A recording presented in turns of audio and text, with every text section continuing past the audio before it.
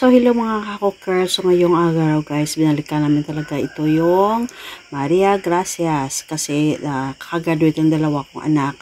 So, dito gusto nila kumain ulit. So, what we did is we go out and eat to Maria Gracias. Ewan ko, ano kaya, paborito to ng anak ko. Tingnan nyo guys. So, guys, last time nung kumain kami dito guys, it's not just like this. So, amazing. So, nagulat ako guys, malaki yung pagbabago nila. Ayan, last time maliit lang to na Maria Gracias dito sa Del Carmen, dito sa Haro lang. Okay, Del Carmen Haro. Ewan ko ba Del Carmen Haro ba o La Paso? I-google nyo lang guys. Okay, so guys, na-surprise ako talaga guys nung makita ko nung pumasok kasi malaki talaga yung pagbabago niya. Ayan guys, so tingnan nyo guys, lumaki na yung space at napakaganda ng ambience. Masasarapan ka talaga habang kumakain ka kasi feeling mo lang nasa first class hotel ka. Oh yeah, diba?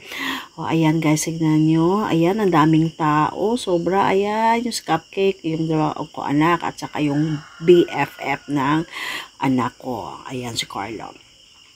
So guys, binalikan namin talaga kasi request talaga ng anak ko. Sabi niya, Mama, sa graduation day kain tayo sa labas. Bakit? Saan gusto mo? Di magsasangyupsal tayo doon sa Maria Gracias. So ayan, so binalikan namin guys. So ayan guys, dinala yung boyfriend niya, yun pala ay gawin niyang chef cook. So ayan yung boyfriend niya, yung taga-grill ng pagkain namin. So, ayan, hinintay pa namin. Ayan, tapos ka na ba, Carlo? Luto na ba yan? Mukhang gutom na si Eliza. Ayan. Ayan, so hinihintay lang namin guys. So, diba? Napakasarap dito ng kanilang food guys. So, kung gusto nyo magsasangyop. Okay guys, punta na kayo dito sa Del Carmen Haro. What are you waiting for? Come on! Thank you for watching. Have a great day!